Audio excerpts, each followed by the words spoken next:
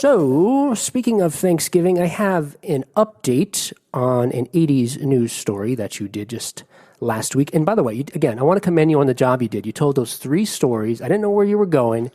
I realized watching the video back, I wasn't really listening when you told me what you were going to do, and I feel terrible.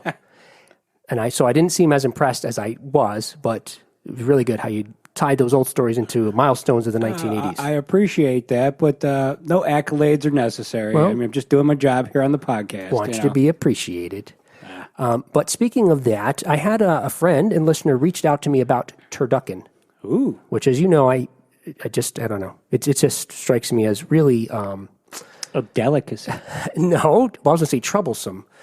For so many reasons. But in any case, my friend and our listener, Jason, writes, I heard the Idiots episode on Thanksgiving. I wanted to tell you that I've had turducken, and it's delicious. In all fairness, the guy who made it is a great cook, and he spent days making it. Well, there you go. Yes. That means turducken is probably really good. So I think on one of these episodes coming up, we're going to have to actually eat a turducken. Boy. Okay. Well, now hold that thought, because he tells me about something maybe you want to try even more. Oh, okay. He goes on to say, referring to the turducken, it was inspired by a Bedouin dish from Arabia. They have a wedding dish that my mom has once had when she was there as a kid. It's a boneless camel stuffed with a goat, stuffed with chickens, stuffed with boiled eggs. Wow. It's buried in a fire pit for days and then dug up for a wedding feast. She said it's amazing. Huh. So, all right, I'll raise you 1 turducken for whatever camel. I don't know how you combine these words together. I was actually hoping you would have said it was a chicken stuffed inside of a pig, stuffed inside of a cow. Okay, because do you have a word for that? I do now. But I thought that was going to be the joke. It's no, cowpuckin. Yeah, I was just cowpickin. I was just hoping that's what it was, because I think that might be good too. It's your favorite meats. Yeah. Mm-hmm. I guess the closest I've ever come to this is having a hamburger that was corned beef mixed with regular beef.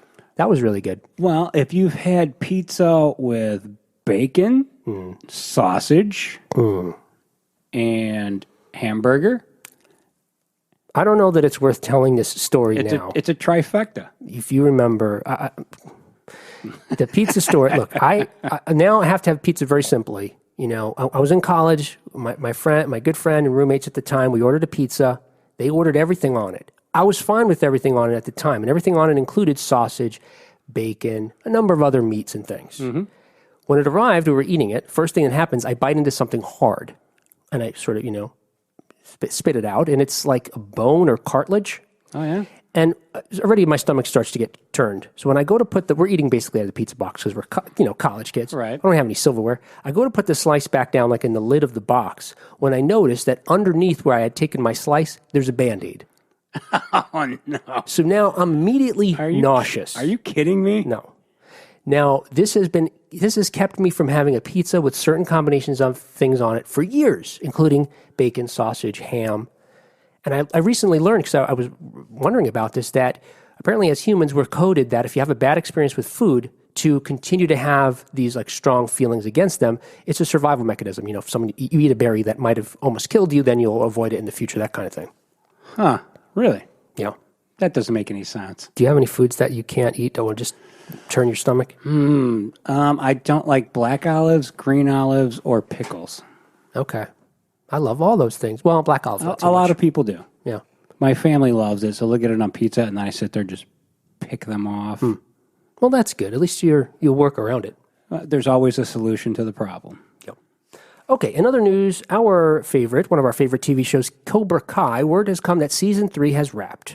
On November 21st, Zolo Marudueña tweeted Season 4. He said Season 4 wrapped on Cobra Kai, but he really meant Season 3. He's the actor who plays Miguel, who had that terrible fall. Which reminds me of the episode when I said Miguel was the character from Evil Dead. It's Pablo. Oh, okay, Pablo. Miguel is the character from Cobra Kai. I got the two confused. Not because I'm a racist, but because I got confused. Which is what non-racists lead with. I'm not a racist, but... Well, you had said that it would be bad if I confused it, so... Now you got two Latin actors mixed up Yeah. to prove that you're not a racist? It's not my that's fault. Fine, all right. I did the best I could. Well, the season 3 has wrapped, and I'm wondering if this means, we don't know, because even as the actors have teased about the next season, we don't know if Allie's returning. So I don't know if our efforts, which didn't get very far in all honesty, to get Claudia Wells cast as the new Allie in the event Elizabeth Shue couldn't be cast, I don't know if we still have an opportunity. It might be too late now. I have no idea what they're doing at this point, but I'm sure it'll be awesome. So the only thing we do know that they have told us is that season 3 will feature Daniel returning to Okinawa, which, if you remember Karate Kid 2, he went there with Mr. Miyagi. Why would he go there? Well, the way they explain it is that season 3 is going to be about exploring the philosophies that led Daniel and Johnny to their different, or the philosophies behind the different dojos. I guess as a way of exploring, sort of their beliefs and how they led them to where they are in life. And they don't want the show to get stale. Yeah. Which is a good call. Well, and like you said, whatever they do, it's going to be good because our memories, our childhoods seem to have been in good hands. Yeah, we're depending on them. How they treated it. Yeah, they're doing good so far. In other news, we've got a new Netflix documentary that just came out. Do you remember the documentary, The Toys That Made Us? We've had 2 seasons of it now. Nope. And our guest, Chris Foreman, who was, among other things, a Transformers collector, his toy collection, one of his toy collections, or maybe multiple, were featured somewhat on the show. During the end of the show, they showed them. These are shows that featured toys that we grew up with, and they tell how they came to be. So if you haven't seen The Toys That Made Us, check it out. It's really cool. They have a Star Wars one, Transformers. It's really wonderful. But these producers have now come out with a new show that just came out this past Friday, November 29th, The Movies That Made Us. And in the first season so far, I don't know if there's going to be other episodes, they've got... looking quickly, 4. I thought they had 5, but maybe I guess it's 4. 4 episodes. Each one features a different movie: Dirty Dancing, Home Alone, Ghostbusters, and Die Hard. Yes, actually, because I follow Dueling Decades on Facebook, I saw that they did post about this with the picture of Ghostbusters, but I had no idea what they were talking about. So this actually clears it up for me. So now I can watch it. And, just like The Toys That Made Us, you learn something new about something you think you've sort of exhausted all the resources of knowledge, including, I'll share this one bit, a little story for you that I learned, was that, so in 1982, Columbia Pictures, which is the producers of Ghostbusters, that company was bought out by Coca-Cola, who thought they'd get into the movie business. As a result, even though a year later, in 1983, the CEO of Columbia, a man named Frank Price, he greenlit Ghostbusters, Coke was against it. They thought, how are you ever going to make money on a special effects-driven comedy? In fact, they were so unsupportive that when they found out they didn't they didn't own the rights to Ghostbusters, the name, another company did. We could tell that story another time. Yeah. Coke didn't want to spend the money to buy the rights, which later turned out to be like a pittance, I think. They didn't want to buy the rights. So, I didn't know this, Ivan Reitman wound up shooting many of the scenes, having them say Ghostbusters and have the signs that say Ghostbusters, and also using the alternate name which Coke suggested, Ghost Breakers. Yeah. Well, Coke should stick to soft drinks, in my opinion. Yeah. Which I don't like, by the way. And Ghost Breakers in the early 80s sounds like a whole other movie about dancing poltergeist.